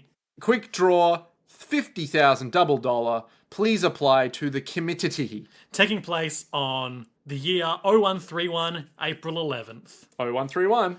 But how do they know that's not in the city of April? Huh? How do they know that's not just in the city of April? Well, because May City. Yeah, but April. April 1st. That's 11th, I think. Zoom in more. Now you tell me. Enhance. You tell me that's Wait, not. This is too visual. We're not It's doing this. April 1st. It even says on the Trigun wiki that the mistake is April 1st, and I was like, Okay. it's got April 1st and 3rd. Maybe they've just changed the way the numbers work. Impossible to say. Like double dollars. Yeah, maybe. Anyway. Anyway, so Vash He's is like, entered what? Vash in the quick draw contest with the $50,000 Cash prize. cash prize, and they will use the winnings to pay off the woman's debts. And then we'll all get to sleep with the We'll MILF. get to have a threesome.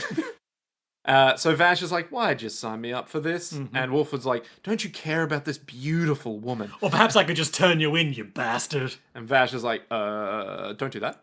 And they both look at the MILF and go, for love and peace, we have to save this Yeah, woman. and this is the thing they've bonded over. They have the same ideology. Which is to And sleep they keep with the saying it to each other and like slapping hands. Yeah. I assume for the rest of the show. Well, yeah, it's an anime. Then that night, he explains to Meryl and Millie that he's getting into this quick draw contest, and Meryl and Millie, especially Meryl, are both very upset that once again he's going to destroy everything. And Meryl's like, I'm having visions. I'm having visions. She's having visions of like a bunch of macho dudes coming and having a big shootout. Hey, Mr. Vash, if you win the contest, will you treat me to something? I'll think about it. Oh, not again! I'm having unhappy visions here! I see this scene in my head of dozens of hotshot gunmen after the $60 billion double dollars having a macho shootout war! I'm just taking part in a fun contest, that's all. It'll be okay. You haven't got a single clue, have you? He is just like, it'll be fine. Once again, it'll be fine. he can't win with Meryl. Yeah. If he's passive, she's like, Vash, you're wasting your life. If he's active, she's like, you're gonna get us all killed. Yeah, but she's more angry about this because it's like, Vash, you're never going to get anywhere in life by doing nothing. But why don't you just try like getting a job versus Maybe say it like the Bernardelli Insurance Society. Yeah. Maybe you could help with some paperwork, Yeah. for example, She Mr. doesn't Vash. say this, but I But could if she imagine this did- being a conversation. Oh later. yeah, but this one gives her visions of an entire town of gunmen coming out for that $60 billion Just like the last reward. town they were in. Exactly. Bad visions, bad visions. But Vash is like, it'll be fine. It'll be fine. And Millie is like, I'm also here. So then they both leave, and Vash gets a little knockety-tock on the... Oh, wait, sorry. We cut away to the evil mayor being like, Vash the Stampede is entering my contest. It's probably a fake. He's talking with, like, a butler? Or like, the vice a mayor? minion. Yeah, some minion who's all like, very good, sir, we will allow him to We enter." do have Vash's Biography. his sign-up sheet as completed by Wolfwood. Yeah, the Wikipedia... Sorry, not Wikipedia. The Trigun Wiki calls it the personal data sheet. Yeah, that's what it says at the top. I I can share some fields if you would like. Please do. Name in full. Name in full, Vash the Stampede. Mm-hmm. Permanent Bionicle. Permanent domicile. Unidentified. Mm-hmm. Present address. Unknown. Unknown. Born July 25th, 0104. Mm-hmm. Isn't that this year? 0104. Yeah. Yeah, year of our Lord. The year of the Wolfwood. I mean, he wasn't born yesterday. Well, we were all born yesterday. That was the year on the thing, right? July 25th, 0104. On the bounty, on the quick draw Oh, poster. I see. Hang on, let me go have a quick little look-see. I think that this visual asset that was only meant to be seen for a split second might have some inaccuracies. No, it's 0131. So he's 27 years old? Is that right? Yeah, okay. Yeah, because 31 minus 4. He's 7'20", Yep. Nice. as are we all. Mm-hmm. And he's 84.5 PG. No way of knowing what that could mean. Yep. It's his weight. Yeah. 5 PG. Blood type O, health excellent, marital status single, occupation love hunter, notes pacifist. Or fascist if you're really bad at reading. And he signed it, Vash the Stampede at the bottom. But of course, we can only assume. Yeah. He's... What's the word? Forged. Yeah. And there's a date on it, March 31st, 0131. So it's the year of our Lord, 0131. And who's that lord? No way of knowing. Well, Wolfwood knows. I wonder why. Like, for instance, and I know this isn't that kind of show that would go into this detail. Yeah. You know, in Legend of the Galactic Heroes, we got the full exposition. We got the We full got the full exposition. exposition 33. Yep. About why they changed their calendar and the two different calendar systems. And why there's so many fucking numbers just floating around. I wonder why they did that in this one. Now look, it's impossible to say. Because we're, 1,000 years into the new calendar, give or take? You mean our calendar or their calendar? Their calendar. No, 01... What is it? 0104. Yeah, we're 100 years into the new calendar? Yeah, 100 years or so. Yeah. I wonder why. I don't know. Because it's not like this is when we lost all the technology. Yeah. Because I feel like that's probably too short a time for that amount of knowledge to be lost. But Sure. maybe not. Yeah, I don't know. I can tell you right now there's probably 100 something... years is a long time. Maybe there was the Great Societal Collapse 100 years ago or Yeah, something. yeah. I can tell you for a fact that We're not going to go into this. Trigun Stampede does... The one you hate. The one I hate. So, interestingly, I don't know if it actually points out the year, but it does a shit ton more world building. So, in the... You know how we And how have do you the- feel about that? I'm just like, why? You kind of missed the point of what you actually want the show to be It's about. vibes-based. Yeah. Basically, it's like, hey, here's the philosophy. I don't care about the actual So it's world. doing like, this is the Trigun source book. Yeah, it's like, hey, here's like every detail about the world, and you're like, yeah, but what about the story? It's like, Yeah. no, but we've named every part. And here's how they're linked up. You're like, yeah, but Well, they've named everything in this part.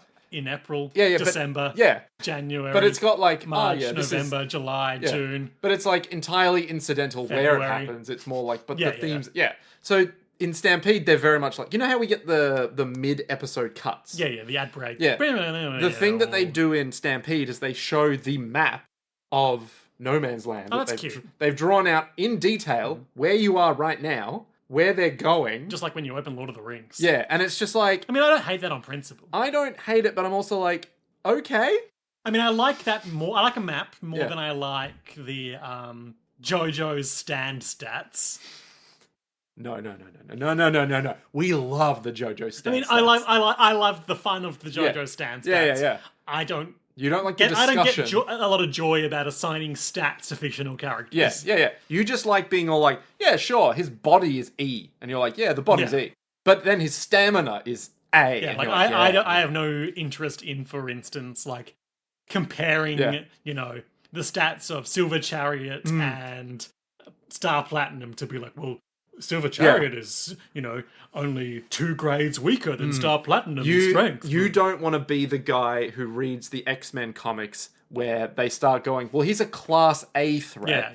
but that means he could take on Magneto for about this amount of time. It's just not interesting to me. Yeah. Like, I know people get a lot out of that, Yeah. categorizing and ranking. It's I not think, my thing. I think if you do it in a fun way, you can be like, oh, hell yeah, this And is dumb. we've had those conversations on the pod where we've talked about. And we'll have them again. Yeah. But not now. Because we're watching as a guy who is clearly a mayor who's evil is like Vash the Stampede. It's probably just some punk using his name for kicks. Ah, very good, sir. Very good. That's Then good. we shall allow him There's to a enter. mysterious man watching from the curtains. Actually, can like you- Polonius. Can you just show me that real quick?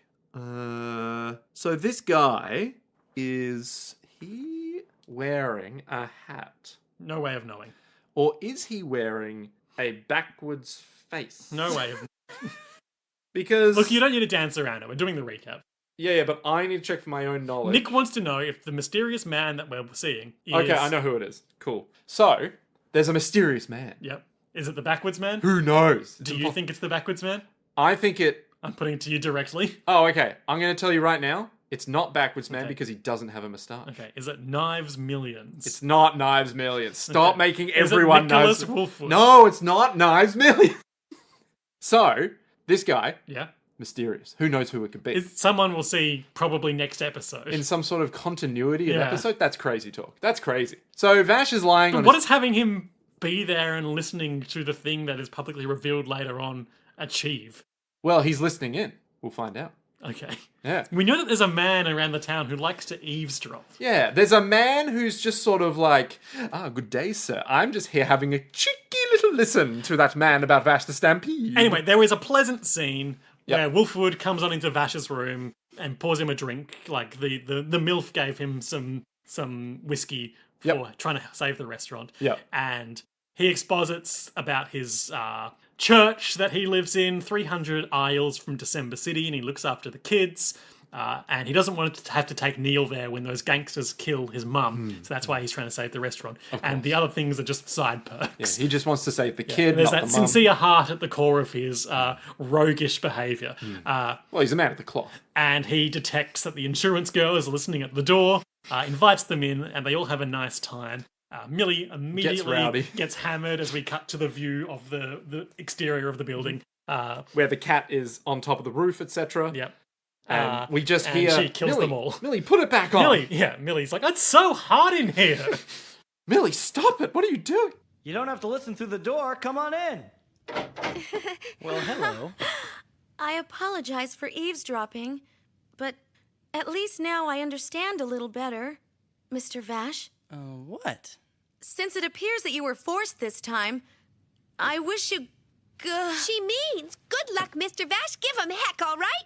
Thanks, guys. Who's drinking? I am? Oh, yeah! Hey, don't let her have too much, all right? Hey, lighten up. Wow, I feel so hot. Wow. Hey, don't do that here. You Millie, go, no. big girl. Get your clothes back on right now. Next day... It's good. It's pleasant. Yeah, it's like a good the, vibes. the party has formed, Yeah. essentially. Basically, this is the core group of friends. Yeah. Next day, Vash... Bunch of freaks roll into town. Okay. Okay, so we I'm got gonna, one... I'm gonna skim through my photo notes and identify some freaks. We got a bunch of generic cowboys. Can I identify which one was your favorite? Because I think I know which one is your Yeah, favorite. I mean, easy call based I on my don't, reaction. no, right? I don't think it's Backwards Guy. No. I think it's... There's a man with a cigar. There is a man in like a leather daddy biker cap with a cigar and he like a just big shoots- Tommy gun that he's using to fire and light it, and he's my favorite. But there's a bunch of people on the spectrum of Wow. Shut up. Wow. Okay. Between I can say it, but this... there's a bunch of people on the spectrum between like Cowboy Bandito and Archie Comics character. I hate how accurate that is. So There's like a guy who looks like a fantasy ranger with a hood. he's like the Crow. Yeah. If the Crow was wearing like neon Brilliant Dynamite's neon like pauldrons or whatever. There's the Popeye style biker guy lighting his cigar with a gold chain Yeah, around his neck. And then there's Backwards Man. Yeah, and there's one guy we just see walking through the town with a perfectly blank face And we can tell from the posture of his body that he's walking backwards and has his suit on backwards. He's a backwards man. And I immediately pointed at him and went, backwards man! So mutual friend of the podcast, quite literally... Once again, it's either mutual friend or friend of the podcast. For weeks has just been like, oh, I hate backwards man. He's so good. They hate them. Hey, this guy gets so much build-up for how inconsequential he is. But he's backwards man. He's a backwards man. You're never going to forget backwards man and that rich moustache. Meryl and Millie are enjoying the festivities. They got food on skewers, real sort of state fair vibes, royal show. It's like, this is clearly a big festivity. They've gone to see the wood chopping contest at the royal show. Yes, they want to see those They want to see alpacas. the dogs leap into water. They want to go onto the what's the basketball game that you play? The basketball. Where it's like basketball. It's like there's a big hoop and you have to get like it at in. an arcade. Yeah, but the thing is, the hoop is too small for you to actually get it in. That's right. And so ring then, toss. Oh no! Yeah, you missed, Pat. They want to shoot a bunch of water into a bunch of clowns' mouths. Yeah. And you want to get the big teddy bear, but you can never get it. You can never get it because it's rigged. Yeah, yeah. Except that fucking one. carnies. You know what? If I ever met someone that worked at a Withholding carnival, my fucking if I ever meet big someone, bear. I'm gonna make them buy me one of those big bears with their own fucking You can't, money. Nick. You can't buy them for money. Only tokens. Oh, You'll never have the gorilla with boxing gloves on. No, I need it, Liam. I need that gorilla. My life, this is all I got going. So Vash and Wolfwood are walking through town, and Vash is incredibly hungover. Vash is beyond hungover. Wolfwood's like, "Come on, it was just a few drinks," and then it reveals like cut back 5 2, bottles of whiskey. He's like, "That was more, which are all real brands." And I don't have to say on it. It doesn't count as that much though, because Millie was there, and she has, I guess, the body weight of a. Because she's 10 feet tall. Yeah. If Vash is weighs a solid ton, and she has her ceramite power armor that she can use to cut through swaths of cowboys. If Vash is 7 feet 20 inches tall, she's got to be like 9 feet tall, right? I wonder if there's actually a canonical height rating. She's huge. Like, if you're not watching along, we cannot emphasize when you think about it in this perspective. Meryl, the small angry character, has got to be like 5 foot something, 5.5 feet tall, size of an average human. Yeah, but don't fact check me on that. But you know what I mean. Millie, huge. Although here, height chart for episode 2 from Stage 1 monthly time, blah blah blah blah. Here, in a little concept drawing, Millie is about the same height as Vash. Okay, but she just seems so much bigger because Vash. I mean, I guess Vash is often reduced. No need for me to know who those people on the right are. Oh, they're from episode 2. Oh, okay. Yeah, that's the water guy baron and the princess lady. Yeah, the sheriff. Yes, the sheriff. Yes. But I guess Vash is often reduced in his stature for comedy purposes. Yes. Whereas Millie is always just looming at her full height. Yeah, because she's happy and a great gal. Yeah. Vash right now, in fact, is looming because he's hungover. So he's about, I want to say, less than the height of Wolfwood, who is currently slouching. Wolfwood is probably pretty tall too, right? Because he's meant to stand on equal footing with Vash in a lot of ways. No, I think he's a little smaller than Vash. Maybe just a bit shorter. Maybe he's like 6'11", 100 inches.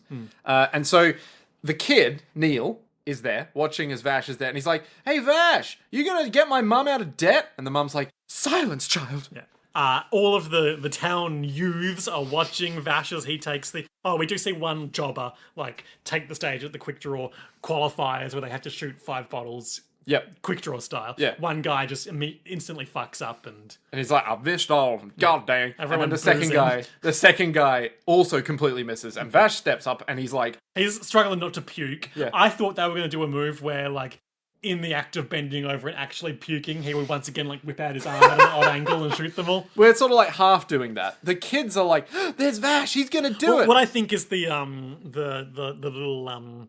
The cherry maneuver they pull here is because Vash is so hungover, he doesn't do as badly as he intends to cover his tracks. So. He kind of doesn't want to bring attention to himself, but by getting every there single bottle, oops, I hit them all.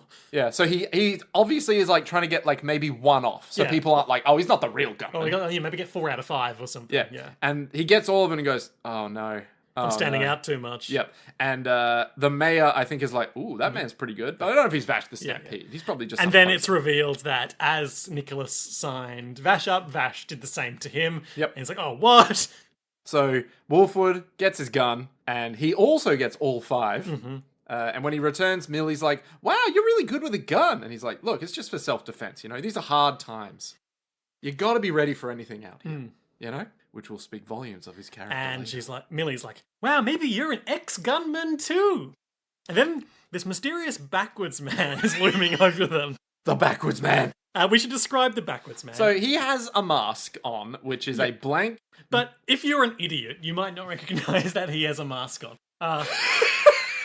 I'm sorry. His motionless mouth as he's saying words, as he's like, well, you guys are pretty good at shooting. But he does have a moustache over his lips. You know what? You know what?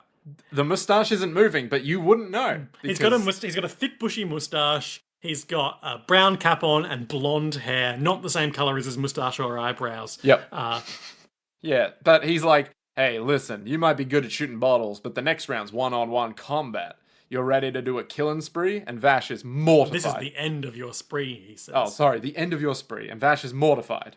You're not against no liquor bottles this time. And Wolfwood is like, you didn't know! How could you not know? I signed you up for it.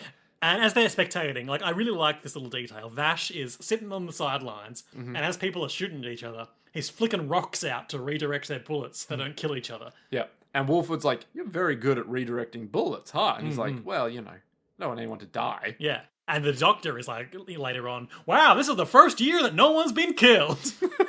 And then we get up to Vash's duel. With the backwards man. Now, who could see where this is going? Okay? Now, Liam, no one knows what's going on. Can we go back to the wide shot? Because I'm pretty sure literally even his feet are pointing the same direction as Vash's feet. Yeah, you're absolutely right. So they're both facing the same way, but backwards man's suit is on backwards. So And they're standing back to back, so this guy really is just like pressing himself right into Vash's back. Yeah. We can even see his ass there. Yeah, like straight up, his dick is How right is on anyone Vash. falling for this? Well, I mean, Also, he is 7 feet tall as well. yeah, well, because of all the, you know. Because of all the backwardsness. Exactly. If he was forwards, he'd be short. Because it's backwards, he's tall. Exactly. So the guy is like, I can't remember what he says, but he's like, are you ready to lose? It's you and me, spineless coward. And Vash is like, And it's a classic dual cheater maneuver, except with more backwardsness. Where it's so backwards. Instead of needing to whip around early and shoot it as they're stepping out their paces, he can just raise his hand and shoot him because... He's backwards. Yeah, he's backwards. So the whole facade, ultimate dueling maneuver. The whole facade doesn't quite fall off yet, but he pulls out his gun. He's like Luger. Would you believe he pulls out his Luger backwards? Oh my god. So his face, i.e. the mask, is looking this way, right? Forwards. The hair behind him is this way, which is like backwards. That's right. Right? But his arm... if you invert your perspective, in fact, the hair is backwards. The hair is forwards. Yeah. And the face is Oh backwards. my god. But then his arm points out. Hairwards. Hairwards. Forwards, yet backwards. Oh my god. And so, as he's going to shoot, Vash turns Wins. around. And he turns around, he's like, oh my god, hang on a second. And he dodges the bullet. For all this build-up, Vash just immediately wins. And the guy's like, well, I lost fair and square. Yep. And Vash is like, yep. Why is Wolfwood blowing smoke out of a gun in my Because shot he here? plays duels. So this is the okay. montage of duels Right, that right, happen. right. Yeah. So then they all go through a few more duels. No one's harmed. The doctor's like, wow, no fatalities. And then the mayor is like, it's him. It's Vash the him. Stampede. It's Vash the Stampede. We're going to get that $60 billion double-dollar bounty. All the kids are like, you're doing so well, Vash. You're going to win for us. Mobilize the mayor goons to take the MILF hostage. So Wolfwood's going to drop out of the final round. Because he against just Vash. wants the money for the 'Cause- prize. Yeah, so because that, they just want the money. Easy win. Yeah. They want the MILF to be happy. They don't need to kill each other. They don't need to die. He goes over to the mayor, is like, hey, Mr. Mayor, I'm going to drop out. It's too much of a bother to win, you know? But they've taken Neil and his mum hostage, and unless Wolfwood kills Vash, they're going to done kill him. No. Kill her. Not like this. Wolfwood's like, well, then I guess I don't have a choice. I guess I've got to wholeheartedly kill Vash the Stampede. Yep. And the mayor's like, listen, I'll even split $30 billion double dollars with you. How's that sound? And Wolfwood's like, That'll buy a lot of orphans. Nicholas, you really are very good. Would you consider eliminating Vash the Stampede with your superb gunmanship? If you do as I ask, I will guarantee you the safety of that family. And I'd even be willing to raise the prize to $30 billion double dollars. You mean 50-50? I like a man with a head on his shoulders. he then lines up in the duel plain area in the desert. And they have a quick exchange of words where basically Wolfwood lets Vash know what's happened. Yeah. They both look into the window, and it's exactly the same shot as before Yep. of the MILF and the child. And he's like, The MILF, the Child, and the Gunman. A novel by Liam S. Smith. I was sitting there, alone, and I wondered to myself, where's my beautiful wife? And then I looked out, and through the window I saw, A gunman. but there, next to the gunman, A child. and next to the child, A MILF. a beautiful MILF. I reflected on my childhood. I had known... The rest of the book is an unrelated flashback. I had known many MILFs. Let me describe in detail all of... MILFs. Oh, sorry. I had known many MILFs. All of them subpar. They shoot at each other, both missing, and take MILFs? cover behind rubble of houses that's there. And they do a Worth kind noting, of we funny- didn't talk about it. When they arrived in town, we got another shot of this town. Once again, a bunch of like sandstone buildings clustered around a huge, like decayed structure of like a crashed spaceship or some shit like that. Yep. Who's to say what that could mean? I don't know. So they're basically like, why are you shooting me? Well, because I got to save the MILF. Yeah, but could you not shoot me? He's like, well, you tried to shoot me. It's like, yeah, because you put me into this competition. It's like, well, I did the same, but, you know, like I also got in because of you, and they just keep shooting at each other. And they run out, and they both seemingly shoot each other, fatally, collapsing on the ground. Red blood collapsing, God, they're pooling all dead. around them. The mayor is like, I did it! I get the $60 billion for myself! I'm not evil, I'm a genius! What does Vash do? He shoots Wolfwood's gun into his hand or something? Correct. And then Wolfwood sits up, shoots the guns out of all of the goons' hands, because there's a bunch of goons that have You know, come rocked to... up and point guns at all of them. So you get the corpse. Yep. and- Turns out they're both holding leaking bottles of tomato sauce. The oldest trick The oldest trick in the book. They disarm the hostage taker. By shooting his gun out of his hand. Yep. And then Millie uses her stun gun to launch Wolfwood's cross over to him. He unveils it that it's a big rack for pistols, essentially. It's a Basically. big high-tech rack Yeah, so the... where each arm of the cross is just, Racks of pistols. yeah. And they're- he dual wields like a badass. Yep. And he shoots all the guns out of everyone's hands. So just getting a good, we don't get a hugely good shot at this, but I just found one photo of it where all four, planks coming out of the center of the cross seem to be containing their own compartments. Who's to say whether they're all pistols or if like he's got a shotgun in the bottom and like a rocket launcher in the top? Who's to say? Who's to say? Yasuhiro Naito. That's right. So he pulls out his guns and he starts shooting everyone. I would hope there's some variety there because otherwise it just feels like another take on Meryl's gimmick. Yeah, okay. So it's just more pistols and you're like, well, we've already gone. Yeah, we've already got Meryl who's We got Derringers. That's, packing. packing heat. Yeah, Yeah. Derringer Merrill. that's right. Constance Rifle. Constance Rifle. So he's shooting like wild at everyone, and he starts yelling into the sky that he's not going to let another child suffer. That's right. And he gets a like hand drawn close up on his face. And he's valiant in his desire for this reality for the children to be safe. He's won. He didn't kill anyone. Oh, go back a sec. There's one shot. Of a mysterious man watching from the rooftops. A mysterious man watching from the roof. Who's to say what that could mean? Who knows what that could mean? And then we cut ahead, and the local children are breaking Wolfwood's spine as well. Because he's now the teacher where Vash is not there. Yeah. And Millie is like, oh, that's very nice of Mr. Wolfwood to play with the children. Meanwhile, Vash is cooking up at the restaurant, much like Wolfwood earlier. And At the No Mouth Emoji unfortunately, restaurant. before he can score, Neil's dad comes home, and they're both out on their asses. For love and peace. Yep. And then they get scorned by the children. Yeah, they get torn limb from limb by the town's jovial children. Yep. And that's it. End of episode. End of episode. What do you think? Good. God, we're really running long today. What can I say? We're I good thought content we were keeping good time this episode. Liam, there's something you got to learn about podcasting, and that's that there's no such thing as time. Okay, highlights and lowlights. I really like the murder machine Yeah, bit. the ancient technology is really cool. Yeah, I really like the bit where Vash does a thing with something that you don't know Mysterious. about yet, but you had a guess at it. I like that bit where he uses it because it's like it's foreshadowing. It's sort of like It's mysterious. I don't want to say too much. I can explain next episode why I like it as much, but it basically really feeds into an idea that pops up. It's either next episode or the episode after that Wolfwood kind of brings up about how Vash is like Crazy. cool. Yeah, sure. Like, there's a thing that Wolfwood admires about Vash that I'm not going to spoil yet, but you can just come to your conclusion. But this one bit in Murder Machine, I think, is like, oh, look at that. So it's a nice, like, thing that is a nice through line. Yeah. I really enjoyed the Vash and Wolfwood Meeting? No, resolving the quick draw tournament situation. Yep. It reminded me of, it was like the same structure as the finale of John Wick 4, where two protagonists are stuck in a Life or death situation. duel situation that they don't necessarily want to be in, and they come up with a way to resolve it for themselves. Yeah. There you go. While being stuck in the duel and taking advantage of its mechanisms. Nice. Low light. Michelle.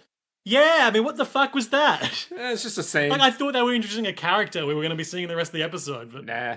like, It was the 90s. we just didn't. There are some Like, bits. I know not every scene needs to drive the plot forward, but Yeah. just like that was so nothing. Yeah. There's some scenes. You know, there's some bits in Trigun that you can take or leave. Yeah. That's one of them. But the good bits, that's what you come here for, right? Yeah, that's my low light. Me too. Yeah, nice. So, Liam, look. Easy pick. Now, we've met Mr. Wolfwood. Nicholas DJ Wolfwood. We know that there is a man who has been watching... A mysterious watcher. A mysterious A sort watcher. of voyeur figure. Yeah. And we know that Vash is just trying to get by. He's just a normal guy. Yeah. So, I'm going to ask you two very important questions. What do you think is going to happen next time on the episode entitled Escape from Pain? Ooh. And what do you think is going to happen next time after that in the episode entitled Diablo? Diablo. Okay. I think this mysterious watcher, Okay. he's pointedly shown up 2 times when, well, I mean, less so in the second one. But in the first one, you know, they were talking about Vash the Stampede, the $60 billion double-dollar man. I'm thinking some sort of bountyman. Mm-hmm. And based on those 2 episode titles, I'm going to position him as a sort of saw trap maniac. So you think Vash is going to be put Vash into is going to wake up in some sort of dungeon. in a death And game? he's going to have like some sort of like electro collar fitted around his neck or some shit. And he'll be like, what is this? And it's like, if you want to live, Yeah. you're going to have to prove yourself. You're or going to something. either have to... eat. I'm either going to keep you in my dungeon and torture you until you're safe enough to hand in, Yeah. or you're going to wear this shock collar and do my bidding, or I'll... bzzzt, Okay. you know, So why do you think they would want him to do their bidding? because he's Vash the Stampede, $60 billion double-dollar man. Yeah. He's a force of construction that we can tame and use for our own Okay, purposes, so- and then get heaps of cash when we're done with him. So you reckon in this death game, you think... Not necessarily a death game. Sorry, in this torture pit, Yeah. they're going to blackmail Vash. Yeah. How do you think Vash would get out of it, though? He's Vash Stampede. Yeah, he'll use his Kamehameha powers to blow the guy up. They never saw it coming. Yeah. So also to confirm, you think his hand is a laser beam? Yeah, why not? Of sorts. Yeah, it was smoking, it wrecked some shit. Okay. Or alright. it turns into a minigun. Do you think it's like some kind Just of? gonna brush past that, huh? Well, I mean, that's like it's possible. Yeah, like, That's why I was surprised when I saw he had flesh hands in the start of the second episode. Yeah. So do you think that? And this is a leading question. There's some kind of ancient technology in his arm or something, And also the rest of his body, because he's a robot clone of a ghost. God damn it. He's an enigma wrapped up. He's an alien. He's an alien? Yeah. Do you think And legit alien? that's why the robots in the ship didn't recognize him, because they're not aliens. Okay, so you think it's a reverse near automata? Yeah, sure, why not? Yeah, sure. So you think arm, big laser. Yep. He's going to wake up in a torture chamber where they're going to be like, you work for us now. Yep. What do you think's going to happen with Wolfwood? Wolfwood is going to... So, Vash is going to have mysteriously disappeared. Okay. And so the insurance ladies are going to be like, we can't find any trace of him. Mr. Wolfwood, can you help us find Vash the Stampede? And he's going to do like Yakuza side quests and shake down low-level goons looking for him. Yeah. Okay, I also want to ask you, and this is mainly from The cat was... No, the cat we already did the cat. Oh, okay, yeah, the cat will be, yeah. Lying on the control panel of the electro collar. Interesting. Okay.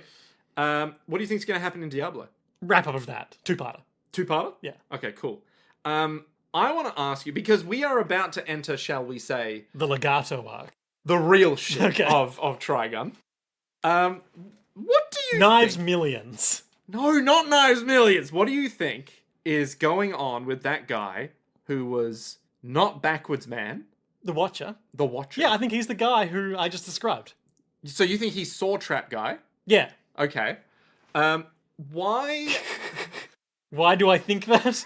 I gotta say something in these predictions. Yeah, that's fair. So we're about to enter the best arc, The Legato arc. the Legato arc. Which So that's you know, Legato. Or one of his minions. well, I mean, probably not. If you know, he's just sort of watching. But question: What do you think we're in for the rest of this show? Because now we've established everyone, right? We've got Vash. So you tell me. We haven't got found Wolfwood. this knives yet. Well, we haven't found Knives yet. No, of course not. We've got Rem. all of our protagonists are here now. We've right? got his girlfriend Eileen or whatever. his dead girlfriend Yeah. Eileen. Yeah. So we got Vash Wolfwood, who I think you now know from cultural osmosis are like the two protagonists of this show. Yeah, sure. We got Millie and Meryl, who I think you also know are the two protagonists of the show. Yeah, the true protagonists. Yep. We're now setting up more and more stuff. We're going into more sequential Yeah. storytelling. Well, we've got to get to the rest of the month cities. Oh, I see. We got to set up the world That's first. right. Yeah. And we can use sort of a map of where they Yeah. all are in relation to We each need other. more Thomases. Yeah, we goddamn. do need more Thomases. So what do you think is in store? Given I don't that? know, Think like- about this like a JoJo's thing, where it's like we've met all of the main characters. I think there's going to be a villainous scheme at some point. I don't know how significant it'll be. Okay. But it's going to be about reviving some ancient technology, and somehow Vash is going to be key to that because of his weird body. Okay. Do you think it's going to be like And a it's going to be villain? like, or yeah. yeah. And it's going to be like, oh, well, you got to stop them, or the thing that happened in July City might happen again. Okay. So do you reckon? And Vash isn't going to wanna, but the insurance girls will be like, no, you gotta. Yeah. So he doesn't want to. He just doesn't want to get involved. He doesn't want to go into the plant, like you said. It was like something where it's like I don't want to go back in the plant or something. Yeah, Something that's you right. said. And then he'll leave the world forever. Yeah, because- something like that. And yeah. Meryl will be like, Well, you know, the slapping better. her hands together, on to the next assignment. Oh, that's a free $60 billion dollars right there. So you reckon Vash does not want to be, I guess, blackmailed or whatever into old technology? I don't think I think he just wants to keep on drifting. Yeah. He doesn't want to have to solve the problem or, become the Omelas child again or whatever. Yeah. He just wants to keep on He love wants and to peace. keep on keeping on. Yeah. Yeah, okay. All right, fair enough. And Wolfwood is secretly making plant children at his orphanage. No, I don't think that's the case, but I could imagine a show like this pulling that twist. Yeah, okay. Do you think there's anything else going on with Wolfwood that's like, oh yeah, he's a church man, but actually he just runs an orphanage without a church, and Yeah, he just grifts people. yeah, with absolutely. Yeah, okay, all right. But like at the same time, he is like embodying like the humanist elements of the like religious doctrine because he's doing all this charitable shit. Okay, so you think that he's adopting the church? Do you think He's using the genuinely- church dogma, and we don't have a clear picture of what Yeah. this religion is, Yeah. but we're assuming it's like Christianity essentially. Yeah. He's adopting like the framework of the church Mm-hmm. as like a external justification for his actual charitable deeds because it lends them more legitimacy. Right, okay. But he's actually... But he's actually just like a weird drifter who looks after an orphanage. Okay, cool. Nice. But also there's nuns there. There's nuns there? Yeah, there's sexy nuns there, and they don't Ooh. have any time for him, but he's always like, Sister Marilyn, can we sleep together? And they're like, shut up. And it's like the insurance lady relationship. Yeah, okay. All right, interesting. Yeah, nice. Yeah. Cool. 100% correct, I I'm assume. so excited for episode after next where we start getting somewhere. Because Great. holy fuck, Liam. Holy fuck, we're in for some fucking... All right, well, we've recorded for almost 2 hours, so I'm going to cut you off there. Okay, all right. Cool. Great time, everyone. See you then. To be continued. To be continued.